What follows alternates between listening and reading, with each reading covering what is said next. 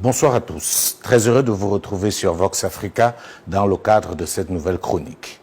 Actualité oblige, avec tout ce qui se passe dans le monde et particulièrement en Afrique, nous avons la responsabilité et je dirais même l'obligation de vous donner un maximum d'éléments pour comprendre les enjeux qui structurent l'avenir du continent africain.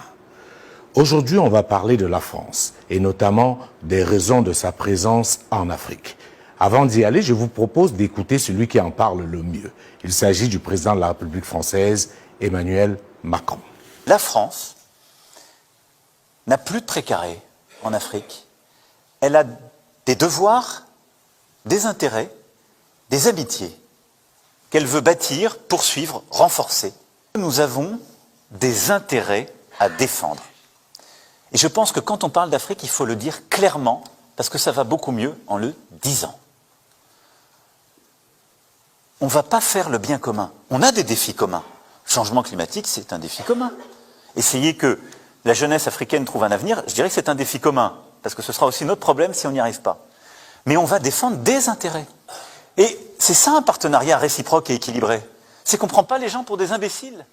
On ne dit pas on arrive chez vous parce qu'on va faire le bien chez vous à votre place. Parce que vous n'êtes pas capable de savoir ce qui est bon pour vous, de le penser ou de le faire. Non. Je pense après ça que les choses sont bien claires et le mot est lâché. Les intérêts. La France est en Afrique pour défendre ses intérêts et pas pour faire le bien. Je m'adresse ainsi à ces Africains qui continuent à se laisser berner en croyant qu'il y a une forme de solidarité internationale qui vise à aider l'Afrique. Personne n'est là pour aider personne. C'est un conflit parce que le monde aujourd'hui c'est une véritable jungle. Seuls les plus forts s'en sortiront. Et quand il parle d'intérêt, il sait très bien de quoi il parle. Et comme l'actualité aujourd'hui nous oblige de parler du Niger, je m'en vais vous démontrer quels sont les principaux intérêts de la France au Niger et notamment au Sahel. Comme vous le savez peut-être, le Niger est le 7e producteur mondial d'uranium. 7e mondial. Premier fournisseur de l'Union européenne et de la France en uranium. Vous comprenez très bien pourquoi la France tient à contrôler ce qui se fait au Niger, tient à contrôler celui qui dirige le Niger.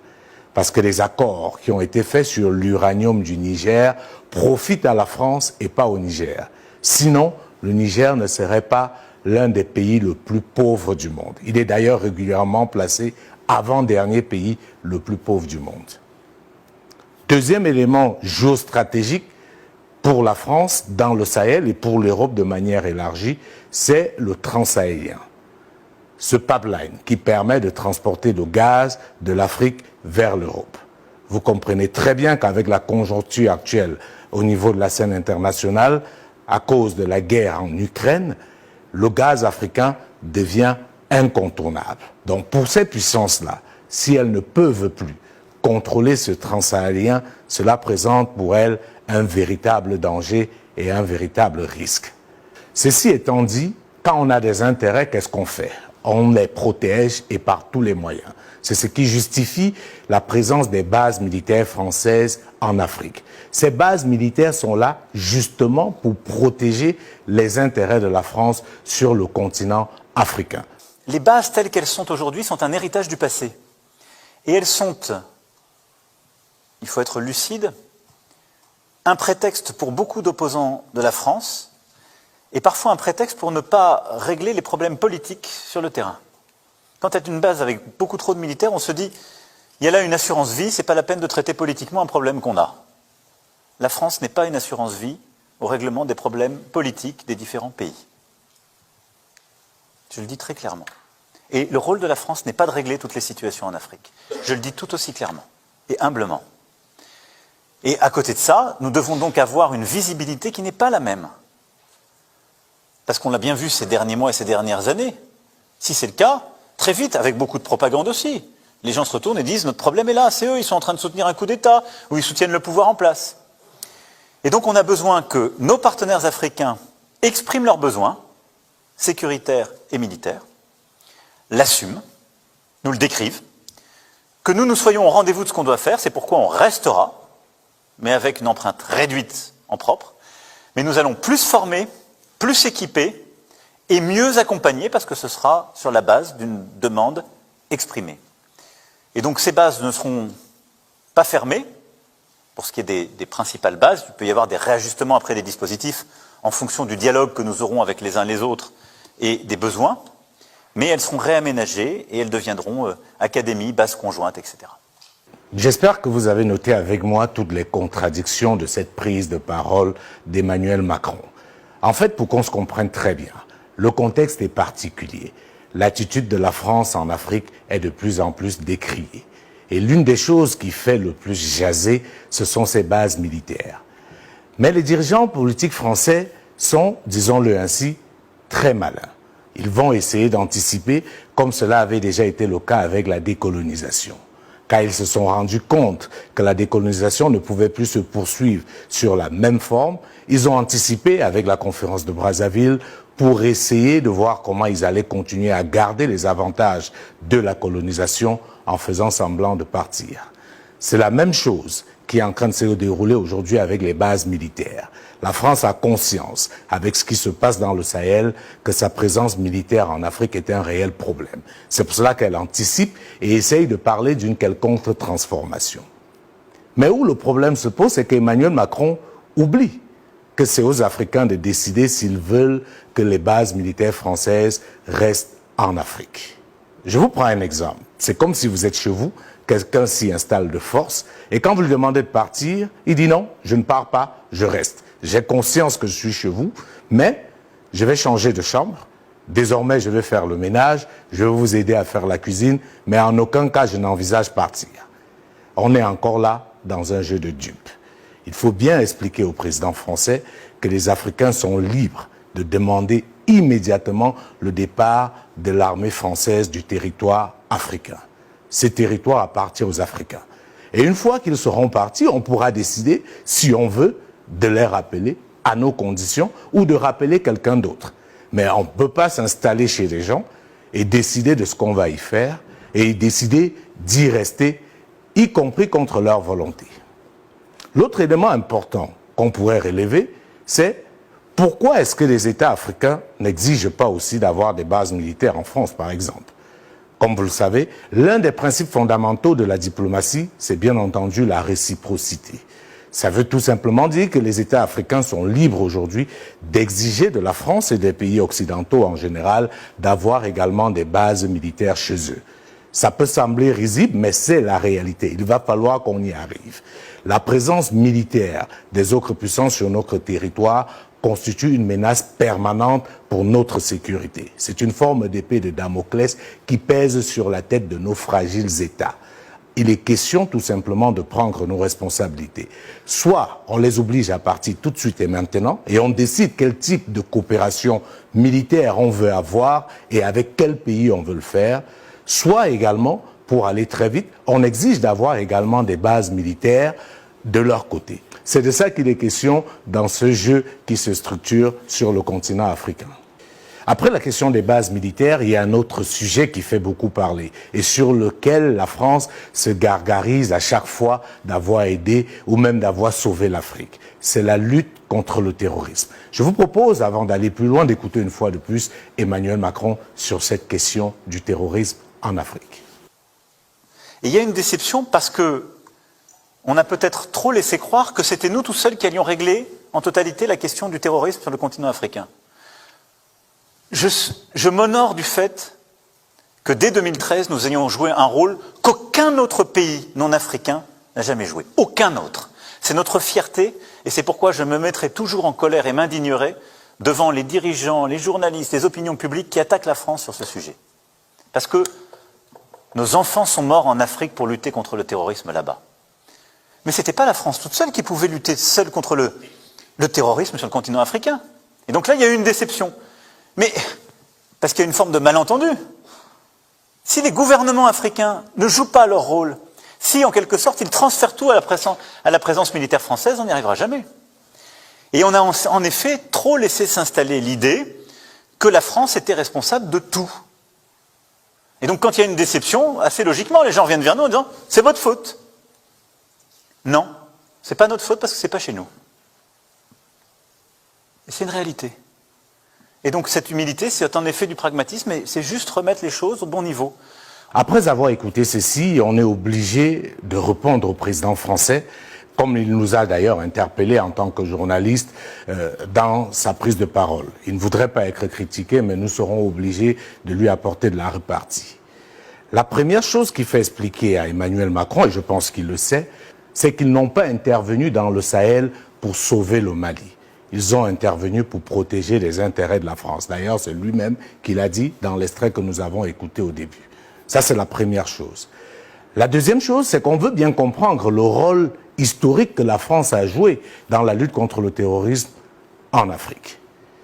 Emmanuel Macron semble faire croire aux esprits naïfs que la France aurait contribué à réduire la progression du terrorisme en Afrique. Seulement, cet argument ne résiste pas à l'épreuve des faits. Car il est démontré aujourd'hui, preuve à l'appui, que le terrorisme ne s'est jamais autant développé en Afrique depuis que la France a décidé d'intervenir au Mali. Ce qui est une totale incompréhension, un paradoxe abyssal, inexplicable. Comment l'une des armées les plus fortes au monde n'arrive pas à mettre un terme au terrorisme dans une partie du continent africain, alors que la France elle-même, dès le départ, avait annoncé qu'elle venait détruire le terrorisme. Si on prend seulement l'exemple du Mali, avant l'intervention française, le terrorisme au Mali était cantonné à une petite partie du nord du Mali. Avec l'intervention française, avant qu'il ne soit chassé ou qu'il ne parte du Mali, le terrorisme avait déjà couvert pratiquement 80% du territoire malien. Vous avez bien remarqué que le terrorisme s'est développé au Burkina Faso, au Niger et même au Togo, on a commencé à avoir des frémissements, jusqu'au Bénin. Alors expliquez-moi comment on peut vouloir nous faire croire aujourd'hui qu'on a joué un rôle historique qu'aucun autre pays non africain au monde a joué dans la lutte contre le terrorisme en Afrique. L'autre élément difficile à entendre en tant qu'Africain de la bouche d'Emmanuel Macron, c'est quand il parle des soldats français qui sont morts en Afrique. J'aimerais dire au président français que ces soldats français ne sont pas morts en Afrique pour l'Afrique, mais ils sont morts en Afrique pour la France. Et j'ai envie de demander, ces soldats ont-ils plus d'importance que les milliers d'Africains qui sont morts depuis des années? Des soldats maliens, burkinabés, nigériens ont payé le prix fort dans cette guerre inique. Des populations civiles ont été massacrées. Donc venir aujourd'hui essayer de jouer sur l'émotion en disant que des soldats français seraient morts en Afrique, c'est tout simplement inadmissible et inacceptable. Et en plus de cela, si on veut faire la comparaison des sacrifices faits par l'un ou par l'autre pour aider quelqu'un, la France peut aujourd'hui se rappeler de combien d'Africains ont donné leur vie pour la liberté de la France. Nous sommes les peuples oubliés du monde. Qu'ils soient dans les livres d'histoire, dans les documentaires ou films, on tend donc à balayer le rôle prépondérant qu'a joué la Russie et de l'Afrique dans cette lutte contre le nazisme. Nos grands-pères ont été déportés pour sauver l'Europe. Ce n'était pas avec leur consentement, contre leur gré. Et bien au retour, on se rappelle bien qu'à Tiaroy, lorsqu'ils ont voulu revendiquer leurs droits élémentaires, ils ont été massacrés. Cela ne fait rien donc. Lorsque nous, peuple, nous décidions de nous défendre, on nous traite de milices. Mais là n'est pas le problème. Ce qui est le problème, c'est de voir des chefs d'État africains qui n'apportent rien à ces peuples qui se battent, mais qui chantent la même chose que les impérialistes en nous traitant de milices. Il s'agit de dire aujourd'hui aux dirigeants français que la nouvelle génération des Africains a une mémoire et elle ne compte plus se laisser instrumentaliser. Vous l'avez bien écouté, Emmanuel Macron l'a dit, nous ne sommes pas chez nous. Il a conscience que ce n'est pas à la France de régler les problèmes des Africains. C'est justement paradoxal qu'ils le disent aussi clairement et que nous autres Africains, nous continuons à tendre la main à quelqu'un qui vous explique clairement qu'il n'est pas là pour vous, il est là pour ses intérêts. Et d'ailleurs, s'il est là, c'est à votre démonde. On a une responsabilité, parfois on accepte à la demande d'États souverains de s'engager parce qu'on considère que c'est notre intérêt et notre devoir, ce qu'on a fait en 2013 puisqu'on a continué, mais on n'est pas responsable de tout. Et cette logique est une logique impossible. Et donc, cette déception, elle se nourrit de cela. Et j'assume totalement un pragmatisme qui est aussi un discours de vérité sur ce que peut faire la France. Mais Ni la Chine ni la Russie n'ont été faire ce qu'on a fait. Elles n'ont jamais fait croire qu'elles pouvaient tout régler, ni n'ont fait croire qu'elles allaient régler le terrorisme. Alors, sur cet autre élément, j'aimerais quand même faire un petit rappel à Emmanuel Macron. À l'époque, peut-être, il n'était pas encore chef d'État, c'est pour cela qu'il n'a pas cette information. La demande qu'avait formulée le Mali à l'État français était claire. Le Mali avait sollicité un appui aérien. Et d'ailleurs, l'État français a manœuvré pour obliger le Mali à lui donner un mandat lui permettant d'intervenir au sol. J'ai le souvenir d'un coup de fil du président Traoré qui dit ceci. Monsieur le Président de la République, la France est le seul pays qui dispose de forces capables de nous défendre. Et donc je vous demande d'intervenir parce que non seulement je serai mort, mais les terroristes auront pris le contrôle du Mali. La France est convaincue qu'elle devra intervenir au sol parce qu'elle pense que l'armée malienne en pleine débâcle n'est pas capable de faire face à l'avancée des pick-up djihadistes. Et donc cette lettre limiterait la marge de manœuvre de l'armée française. Cette lettre demandait une intervention militaire rapide, une intervention aérienne. C'est précisé, une intervention aérienne. Nous n'avions pas besoin d'une intervention au sol, parce que l'armée malienne était quand même prête à poursuivre les terroristes au sol. Diokounda Traoré demande un appui aérien dans sa première lettre. Il pense que ça va suffire pour stopper l'avancée des djihadistes. Et deuxièmement, il est, je pense, assez réticent aussi à une intervention militaire complète sur le sol malien. Et Diokounda Traoré et les autorités maliennes sont assez crispés sur ce sujet-là. Les conseillers ministériels français planchent sur les modifications qu'ils vont demander aux Maliens. En fait, on leur donne les termes de la lettre qui nous conviendraient et on échange avec les autorités maliennes qui nous refont une lettre dans la même journée où le Mali demande officiellement le soutien militaire de la France. Il est donc clair que ce n'est pas toujours l'Afrique qui demande à la France d'intervenir. Ou alors, ce n'est pas toujours l'Afrique qui décide comment la France intervient en Afrique. Elle le fait en fonction de ses intérêts. C'est pour cela qu'on peut être amusé de voir ce qui se trame aujourd'hui au Niger, où des autorités déchues, dont la légitimité est totalement remise en cause, écrivent à la France pour demander son intervention. Et la France semble vouloir se réfugier derrière cela pour intervenir, naturellement, à travers ce qui est devenu son bras séculier, la CEDEAO. Pour conclure, il est question de préciser que cette chronique n'est pas contre la France. Elle n'est contre personne. Elle est juste pour l'Afrique. Et il n'est pas question ici pour nous de traiter la France de méchante ou pas. On n'est pas dans un jeu d'enfants.